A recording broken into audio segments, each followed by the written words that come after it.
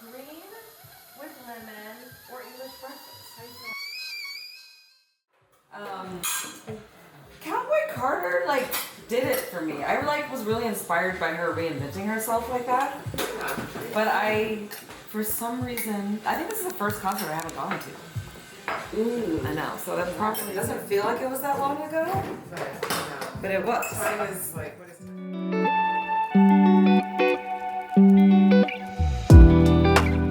Listen, I have a lot of thoughts. I love this. You know what? I like the cinnamon raisin toasted with butter. Yeah, that works too. Even though people don't toast your bagel.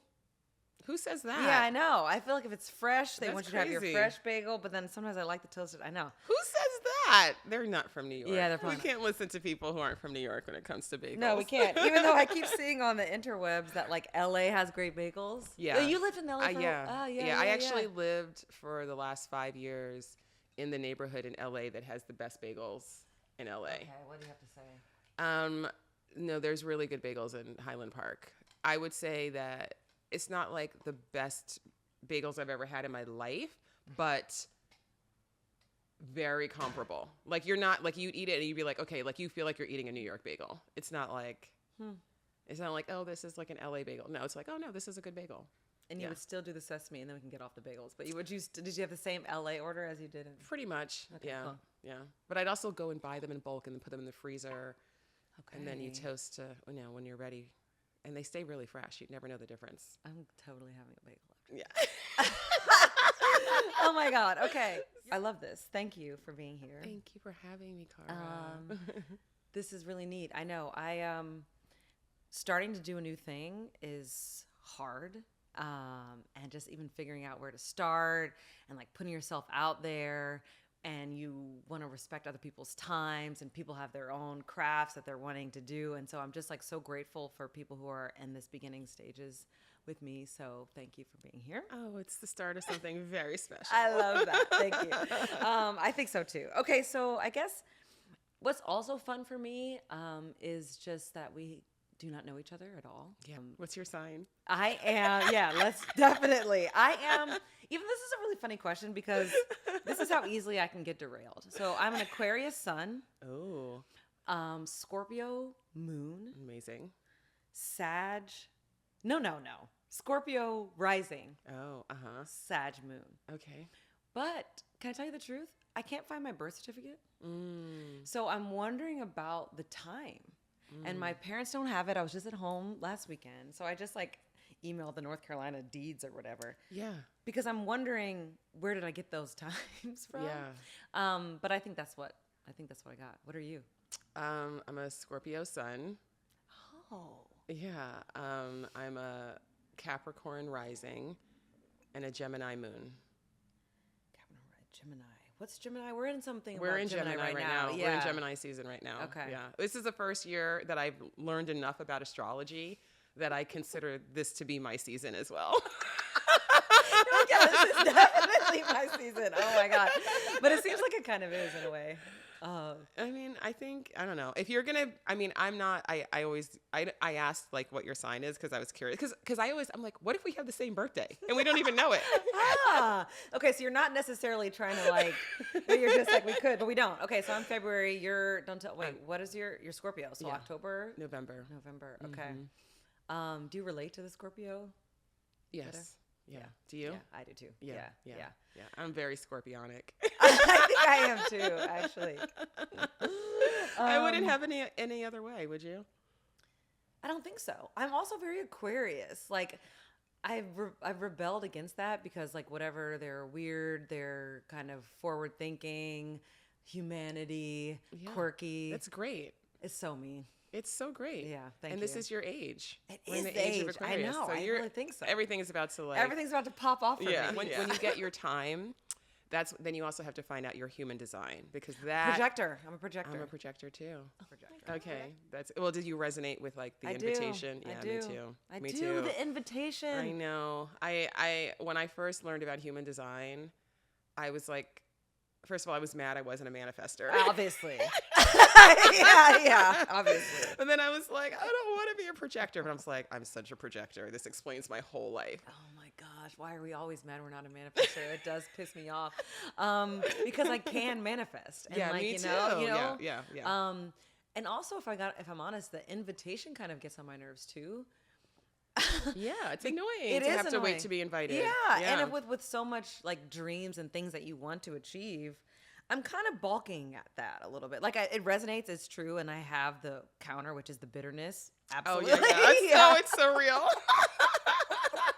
But it makes you feel trapped and beholden to It's whatever. so real. Too But it's funny. not passive. It's not a passive waiting. It's not a passive waiting. You Why? have Because to, you put like- yourself out there and then you wait. Yeah, well, Uh, I mean, the signature of the projector is success. So we all desire to be successful. We all have that ambition to feel success in our own right. So we all have to balance this of like, how do you balance your ambition and what you're seeking to, and it's not that obviously we can manifest, we just have to go about it in a different way. In a way that's right. Yeah. For us, yeah. Yeah. I resonate with the rest too. Oh yeah, me too. Me too. You know, the founder of Human Design said that projectors should only work 3 hours a day. I think about that. I saw something on Instagram where it was like some projectors said that they only have meetings between 12 to 4, like Tuesday and Thursday. It's like, yes, like literally, that sounds like my next phase. Yeah, at some yeah. point. Like this is like 11, and you see I was late. This is like the earliest I schedule things. Yeah, no, I'm not Yeah. gonna lie, me too, as Yeah. much as possible. Yeah, me too. Yeah, it's just, Great. I yeah. love that. Oh, yeah, see, we've learned so Yeah, much about this each is other. Great. Okay. I mean, honestly, I could talk about. Now this we're is old so friends. Fun. I kind of want to like also getting to know each other. So when we met like a month or so ago, you said you were moving to Paris, which makes me sad and jealous. And so, can you just tell me how you're a native New Yorker? Yes. Been in LA, Yeah. but you're moving to Paris. Yeah. Join me. Yes. I'm recruiting. It's probably working easy. It's too, you but- know there's a lot of people who are considering it, I must say. You know, I first went to Paris in 1997, and every time I've been there since then, I've always felt like I'm supposed to live here. And I Cool. always spend the first like few days I'm there feeling like I'm supposed to live here. And then I hit a point where I'm like, I get stressed out by the language because I don't speak French. And then I'm like, okay, I can't live here, right? This is the cycle that's been Yes. repeating literally for decades. And last year, I was writing my book, and I went to Paris for a few weeks to just have a writing trip, be on my own, be away from, you know, just the distractions of home. And it was the first time that I never hit that, like, Wow. I can't live here wall. Like, I was just like, I just feel so at ease here. Like, I just feel so, like, I just felt a sense, it's like that feeling that I always had, but it just didn't go away. Cool. Wow. And yeah, my life has just been unfolding in a way that I can go. And so I'm like, if not now, then when? You know, I'm 50. I turned 50 last year. Oh so my I'm gosh, like, cool. it's just time to It sure do it. is, Yeah, right? yeah. Oh my gosh. Yeah. So cliche, but city of love. Yeah, love is involved too, but Love yeah. is involved? Yeah. Okay, yeah. okay. Well, I did not know there was a thing about, like, there was a love coach. I, like, understand matchmaking from, like, TV and different cultures, etc. Yeah. But I haven't really met or interacted with someone who spends their time doing this. Yeah. I'm so curious. So, like, how did you... And it's probably so not what you would expect too. Exactly, 100%. And then, like, on our 2-minute conversation, you were like, I was like, you used to be a lawyer? Like, Yeah. I'm so curious if you wouldn't mind, like, tiddling Yeah. us with how did you get into this? Yes. So I always say I would, if romantic love had been easy for me, like, I definitely would not do this work, because I would just be one of those people who's like, just, Yeah, what's your problem? yeah, just go meet someone. Yeah, Like, and I yeah. used to hate when people be like, you know, you just got to put yourself out there. Like, you just need to, like, what's the problem? Just go meet someone, you know, like, and I'm like, this is so not helpful. 100%. How dare you? So anyway, so I had a long, winding kind of journey. And actually, as a young lawyer, I found myself a young lawyer in New York City, and I wanted to have relationships and I wanted to date, and I did not know how to make that happen. And so I went on a mission to teach myself how to date. Wow. So I joined Match.com back when it was like, like for losers. This is obviously way pre. For losers.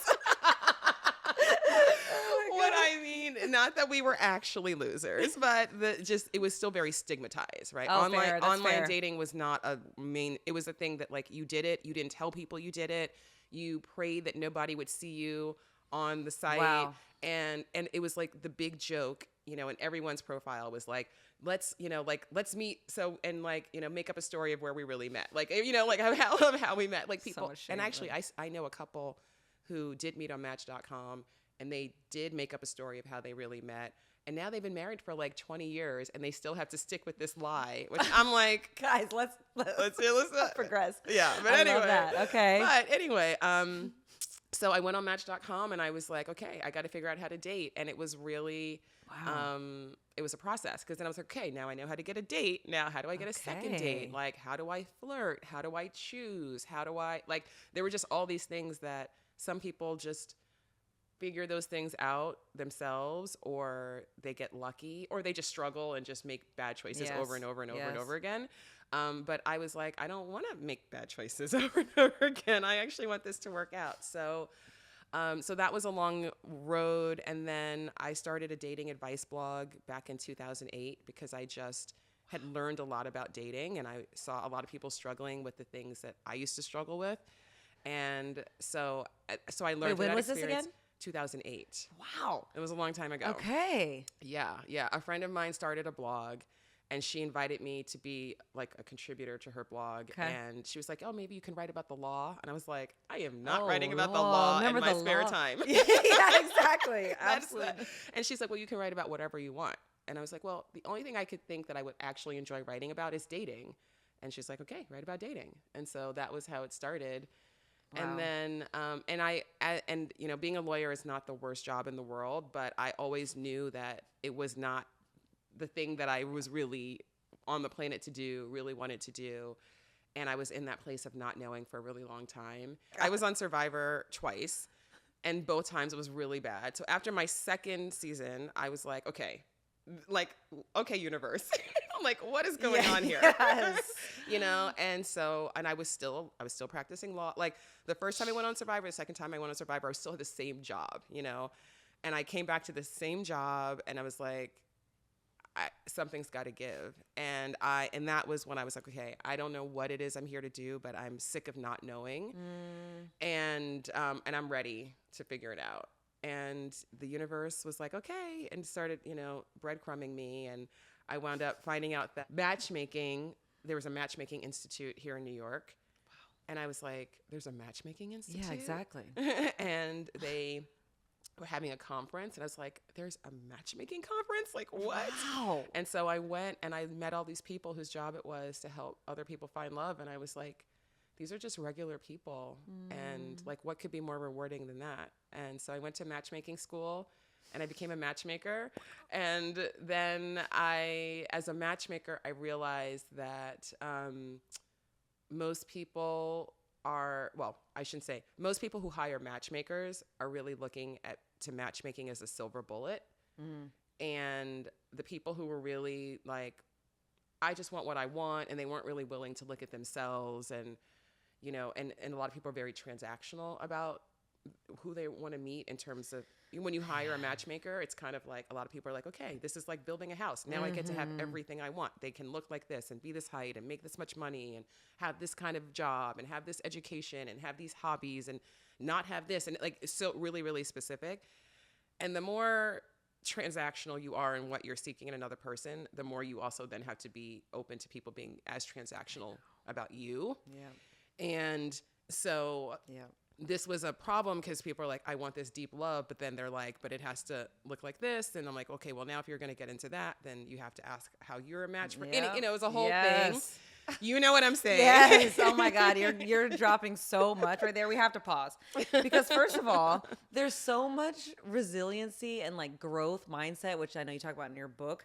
Even like saying that you're going to learn how to date by going on this shameful thing, and then figuring it out, Yeah. and then talking about it publicly on a blog, like, wow. I mean, that's a whole thing. Like, that's just so fascinating for you as a human being. It's natural, right? Like, you want to be attracted to the person. You want to feel maybe inspired by them in some way. Like, there's something chemical, something attractive Absolutely. happening for Yeah, sure. Yeah. But I am wondering where that trips up a lot of people. And I was going to ask you, which we can ask now, is like, in this work of talking to real human beings, being on your own journey, like, I'm really curious, like, what's tripping us all up? And is it that superficiality that can be based on some real stuff for sure? Is it? And then I like totally want to get into all of that too, but I'm curious your perspective. Yeah. I mean, I think, look, obviously we get to have preferences, right? And That's a good way to say it, right? Preferences, yeah. Right. And so the point is not that, like, you can't have any preferences and you just have to take, like, that's not the point, right? But people, I think there's a few things that happen. Number one, just I think societally, we're very focused on the person, the other person, and meeting the one and the right person. And we then start to assign these different preferences and characteristics. We use them as a proxy for something else, right? So you think that if you are with somebody who makes X amount of dollars a year, for instance, which, by the way, is so arbitrary, like the numbers that people pull out. Really? Or someone like, I want someone to make $1 million, like, period, like, find this person. There are people, there are those people, but I'd say the number that's really popular right now on social media is 250. Oh my gosh. Yeah. That's so random. It's random. Okay. I think it used to be 6 figures. It used to be 100K. Yeah, fair enough. Right. And then, so I think people are like, okay, that's not enough. So I think maybe 1 million feels like, so 250 feels to people like this is a reasonable thing to, Didn't even think about that. So that's a very common number, but it's actually funny. I had a guy come up to me after one of my book events recently, because we were talking about diamond rings and like the kind of the fairy tale industrial complex and how like that's all marketing and all this stuff. Anyway, and he was like, it's funny you mentioned that because a friend of mine just broke up with someone because she told him that he had to spend $110,000 on an engagement ring, and he was like, that's a very specific number, and no. Yeah, and I'm not doing that.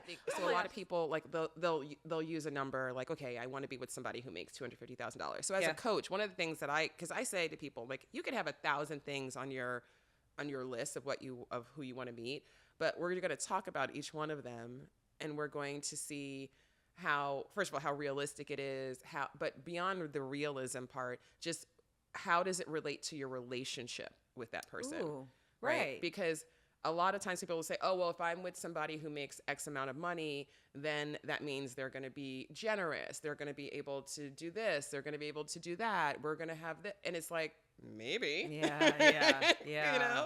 Or they won't be intimidated by how much money I make if they make this, because I'm like, maybe. Yeah.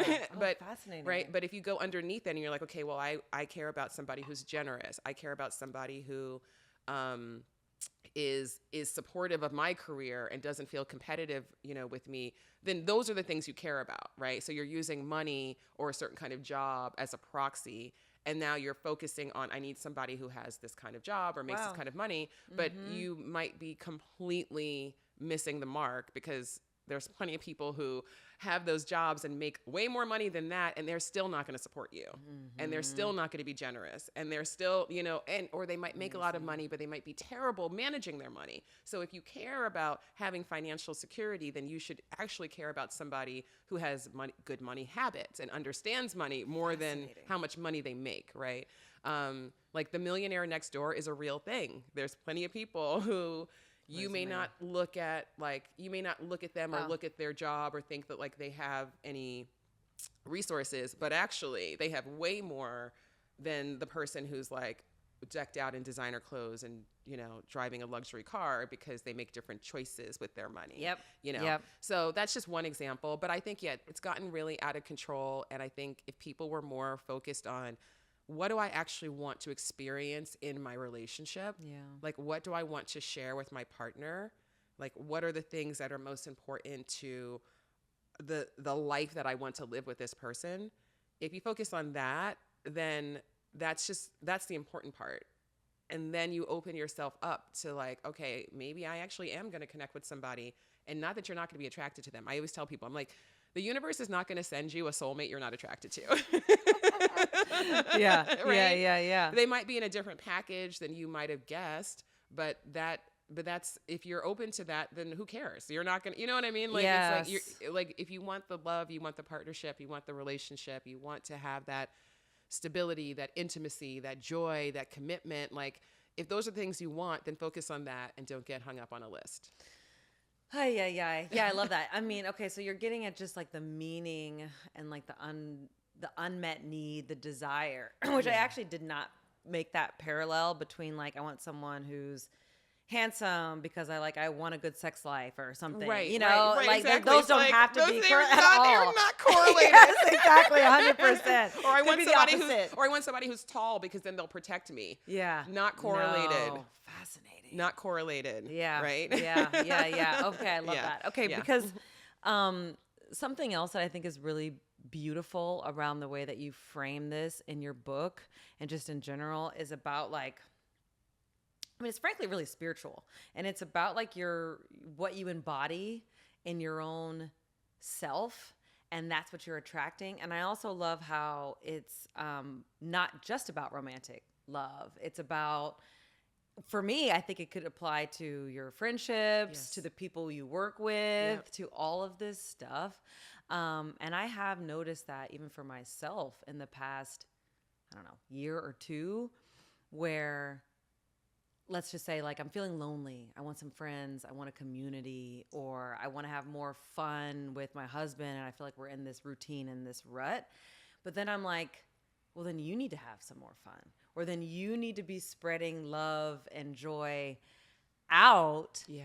And somehow it does kind of come back, but really though. And so are you seeing that people who maybe are having a harder time finding that there's something within themselves that they just haven't totally clicked and worked out? Like, how correlated is that inner work kind of stuff? Yeah. I mean, I think the inner work is really important, but I also want to be careful and not say like, well, it's your fault. It's your fault you're single because you're not happy enough. you're like right. I don't. So because I think that is a It's message true. that people get. You know, oh, you don't love yourself enough. I used to hate when people would say that to me. Well, you just need to love yourself more. It's I like, didn't think about you know. that. So there's a lot of so there is a balance, right? However, so I don't want to shame anyone or make you feel like it's your fault. Yeah. However, I do think it is all of our responsibility to look at ourselves and say, okay, like just like you said, I want to have more fun. I want to have more connection with my partner and with my friends, but like, am I showing up in a way that is conducive to that? You know, like, am I like, I want to have fun. Yeah, and, exactly. Be fun. And, Literally. You know, but you're like, well, are you fun? Yeah, exactly. Like, Yes. can you even, you know? Yes. That's like the happiness thing, you know. I want somebody to make me happy. If you are unable to be happy on your own, then another person, any happiness that they can bring you is going to be fleeting, right? Like, and so 100%. So we always have to understand that we are half of the equation in our relationships, period. Yeah. You know, and so, you know, even, you know, again, it's not about blame, but I think it is helpful to look at sort of extreme examples. Like we all know somebody who is miserable no matter what. Like we all know those people who, if something good happens, they're not going to be happy about it because now they're going to be, well, now I got to do this and this isn't going to last. Totally. And, well, you know, and so in that extreme, like you can see how like that person needs to figure out some things within themselves. Absolutely. If they actually want to. So if that miserable person is going around like, it's your job to make me happy, like we can all see that's not going to happen. Yep. And so what I always like to ask is like, well, what's my version of that? Right? Like what's my version of something that I'm expecting or asking from another person that I'm actually unwilling to give myself, right? And what is, if you want somebody, you know, who adores you, which you deserve, we all deserve to be adored, like adoration is like a key part of my definition of true love, right? But if someone actually like gives you a compliment and you're like, oh God, they don't mean that. Like if that's your, you know what I mean? Like if you can't receive a compliment or you can't receive somebody doing something kind for you, then there's a gap between what you want to experience and what you are actually at this moment capable of experiencing. But it's okay because, you know, our relationships are how we learn. So I think, you know, asking yourself the question of like, okay, well, you know, and what the way I really look at this is like, we're all on a lifelong love journey, not just romantic love. Love is love, right? And so the purpose of this journey is for us to learn how to give and receive more love. That is my belief, right? And so if you are able to embrace that as like, this is the mission of my life, basically, right? Then it's like, okay, well then what am I being called to learn about love right now? Cool. Right? Because maybe I'm being called to learn that I actually I need to be more vulnerable, even though that's scary. I need to let people in.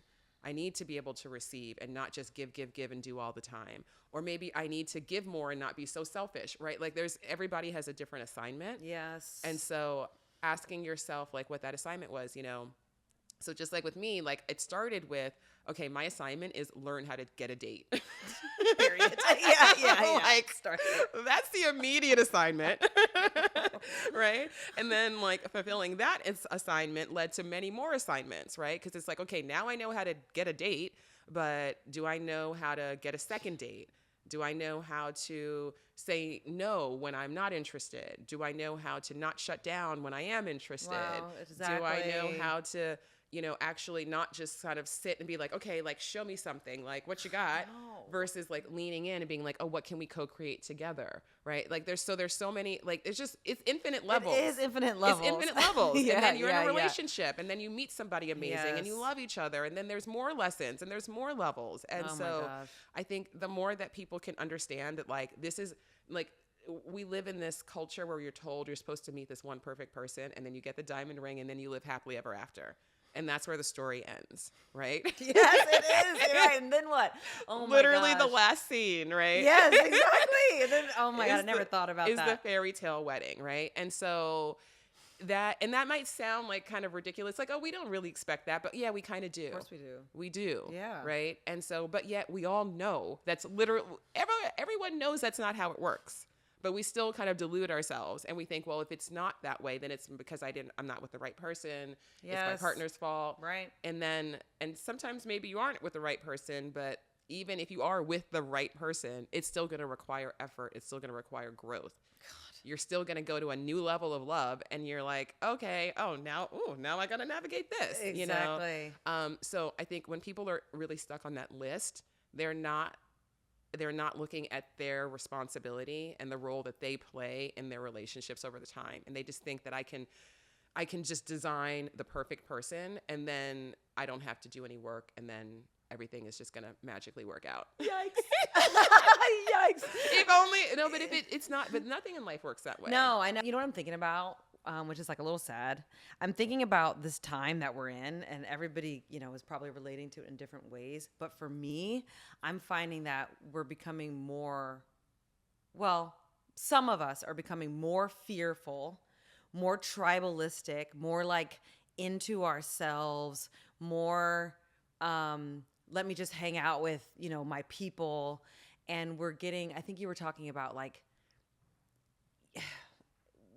within relationships, that's how you grow, and there is inherently friction there that teaches you something. Yeah. And I think I was listening to some AI something, and the fear is we're just becoming so accustomed to frictionless interactions. Yeah. And I'm just like, no. Yeah, we're losing a lot of our resiliency, and I get it, like because you course. know when a lot of overwhelming and distressing things are happening, like, you know, you're looking for ease, but you know, we have to be really careful and mindful of like, well, what is this life thing all about, you know? And it's about relationships. And I don't just mean romantic relationships, it's about relationships, right? It's about your relationship with yourself, your relationship with your family, your friends, your community, your partner, like it's about relationships. And if we are deluding ourselves into thinking that relationships aren't going to call us to grow, I know we lost the plot. We've totally lost the plot, and we're also I mean, I'm not trying to sound hyperbolic, but like we are in danger of losing our humanity. We are. I know. Like our actual humanity. I know. You know, and so there is, and I think and so I see this with dating, and I see this, on social media, and it's like, yes, it's cathartic to share your terrible dating stories. But there's also so many people that are like, they're telling a story, and I see how they played a role, Right. or they could have handled the situation differently. But the pile on of just like, yeah, like to hell with them. And like, it's just like people are so quick to be so dismissive of other people. And I think that's one of the things that dating apps have really fostered in our culture. Really? It's just this idea of like, if there's one thing about you I don't like, you say or do one thing I don't like I'm just moving on. Done. Like next, like, it's this illusion of infinite choice. And so people don't feel like they have to, and the point is not settling. And I'm not talking about like bad behavior. I'm just talking about just things like, okay, I guess there was something that was an opportunity for you to communicate something, right? Yes. Yeah. Like that was an opportunity for you to say, actually, I really didn't like when you said that, or when that happened, or, what I would actually appreciate in the future is this or that. And like, see if somebody can meet you there, and give the person that grace and that communication. And people are so many people, I don't want to say everyone, obviously, but there's so many people who, especially when it comes to dating and being in a relationship, people just have no tolerance, they have no patience, and they have no, they don't have the resiliency to know that like, yeah, sometimes like even somebody who loves you might hurt your feelings. And doesn't mean you just dispose of them. Yeah. I mean, like you said, everyone likes ease. Like who doesn't want easy relationships, easy things? Yeah. But was not able to see the role I was playing. And when things like got hard, especially in my marriage, where, seeing the role that I played. And what's helped is just having a vision for what I wanted. You talk about this in your book too, where it's just like something about choosing. A lot of people want to be right instead of happy. Yeah. We all want to be right more than we want to be happy. We all do. And you said it's like a choice. Yeah. It's a damn choice It every is. day to choose love or well-being or happiness. I find that I'm making that choice multiple times a day. Like I can choose to be kind of disgruntled, mad. Yeah. Yeah. Crazy. You constantly have to make that choice. Yeah. I mean, and that's the thing. Nothing in life is set it and forget it. Yeah. This is not like, oh, I'm a happy person. Done. yeah, exactly. No. Or like, I'm a loving person and I never have to treat myself or anyone else with love ever again. Wait, what do you mean? Like that's something you have to constantly do. Yeah. Okay. Let's play a quick game called, ChatGPT, which I have no idea. But like, what is your take on AI and like how people use it for love? Because I will use it as like a therapist sometimes. Yeah, a lot of people are doing that. I think look, I use AI for certain things, and I just think that we have to be careful again because. First of all, what's coming in terms of the AI like breakthroughs and technology, like we're so not ready. We are so not ready, and we're so not there. Like people who think that like ChatGPT, this is it. Like, this is not it. It would be one thing if this was it. If this was just kind of like a really smart Google. Yeah. That would be one thing, but that's not what we're dealing with going forward. So anyway, but just sticking to what we have right now. Yeah. I think again, if ChatGPT is empowering you to feel like, okay, I'm better equipped to handle things in my life, then okay, great. But also just know that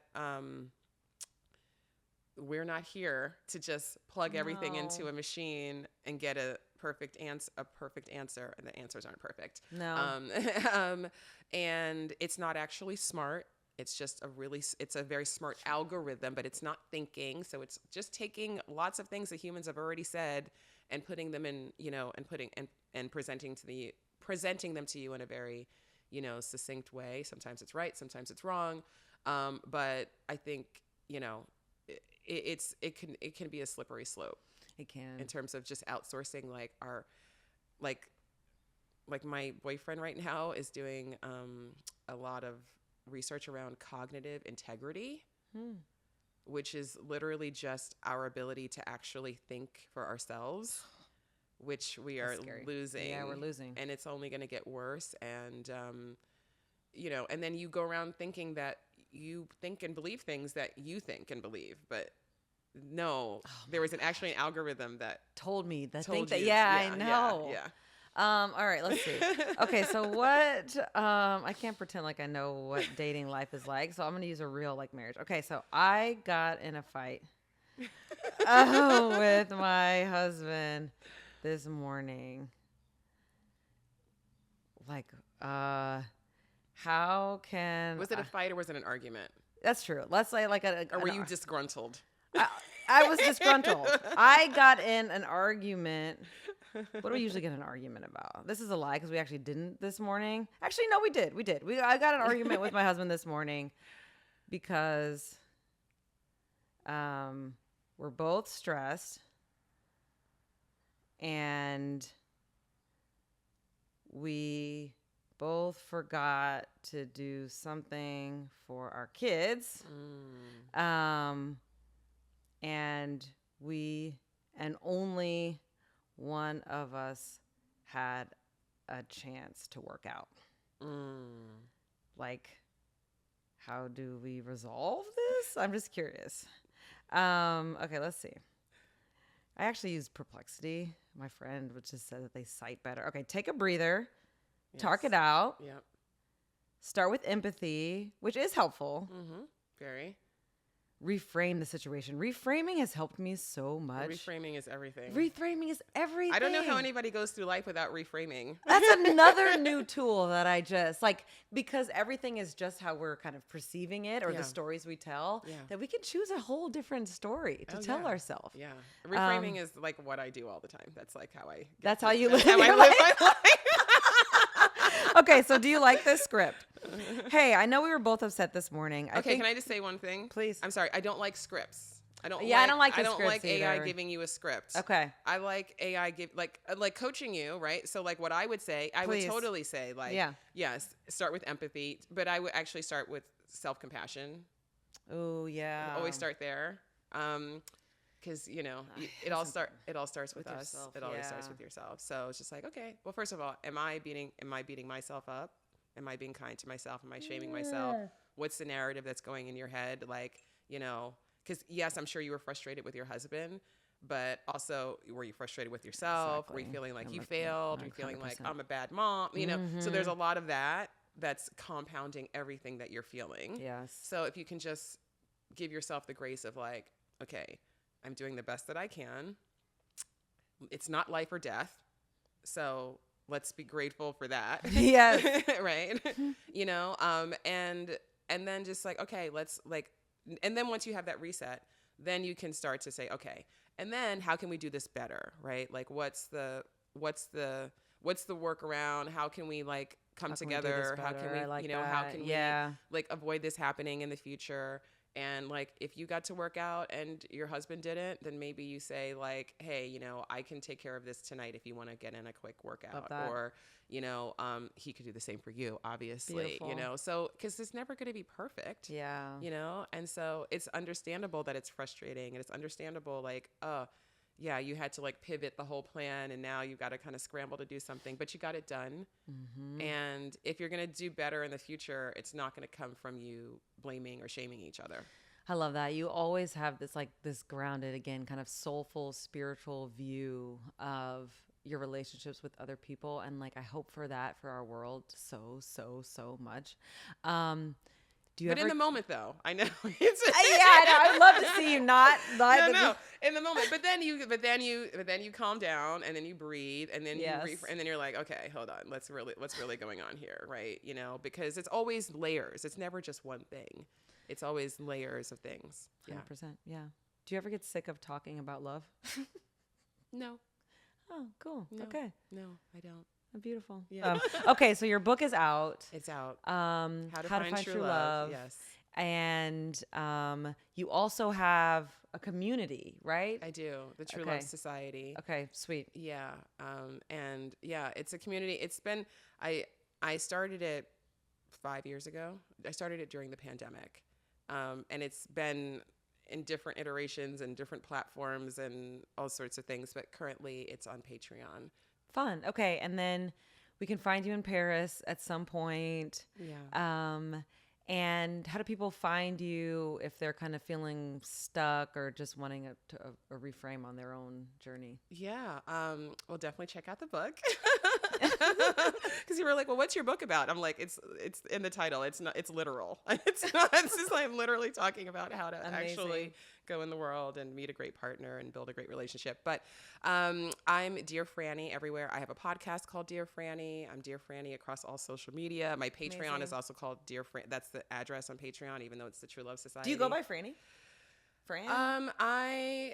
Everybody eventually calls me Franny. That's like my lifelong nickname. Okay. But, you know, I always introduce myself as Francesca. Cool. But eventually we always get to Franny. Hilarious. Fascinating. I can't wait to follow along on your Paris journey. I love what you're giving to all of us. Again, those of us in long-term relationships, those of us who are looking for it. You also, oh my God, we didn't talk about flirting, but I love that so much. Oh my God, so important. Everybody needs to learn how to flirt. Flirt, people. Flirt, I'm like the biggest single, flirt. I love flirting with new friends. I love flirting, and whole chapter on flirting. That's how important it is. I love that. So check out flirting. Do more flirting. I do feel like if we had more flirting, things would be a little lighter. Things would be lighter, and also people would be less dependent on dating apps. Oh. So that's one of the number one ways to break your dependency on dating apps. Is flirting? Yeah. Okay, wait, hit us with that real quick. Because every time you leave your house, you have the potential to meet someone special. You don't have to be on an app to date. Okay. And the apps have taken away so much of people's romantic agency that then just dating feels harder. It feels like, I've got to be on this app. I've got to be swiping. And that can be a whole trap. But the more that you are comfortable with just moving through the world in a way where you're open to connection, receiving it, giving it, the more you are courting the serendipity of actually meeting people organically. So yes, because what you kind of define flirting as also like seeing someone and like making them feel yeah. Well, the foundation of flirting, as I define it, are words and actions that make another person feel seen, special, and acknowledged. Okay. You can layer on top of that desirable when appropriate. You can layer on top of that desired by you specifically when appropriate. Okay. But just that foundational core, if everybody went through the world like, what can I do today to make another person feel seen, special, and acknowledged? Oh. And maybe it's just like, wow, you've got a beautiful smile, or maybe it's those are cool shoes, 100%. Maybe it's just like asking a question that you actually care about the answer to, and you're paying attention, and you're not just making like, how are you is not a good question, because everybody's going to say fine, right? Oh my God. This is my favorite thing. Yeah. Okay. More flirting, more making other people feel seen, and like whatever feels genuine and natural to you, and like see what happens. Do that for 3 days or something. I feel like something. Yeah. Just have fun with that. Yeah. See how many smiles can I elicit? And there's all different styles of flirting. Is so cute. I cover 8 different styles of flirting in the book. So there's like everybody can find their configuration that works best for their personality, the situation that they're in. Yeah. Sick. Love that. Perfect. Thank you, Francesca. This has been lovely. This is so great. I'm so excited to see the show take off. Yeah, me too.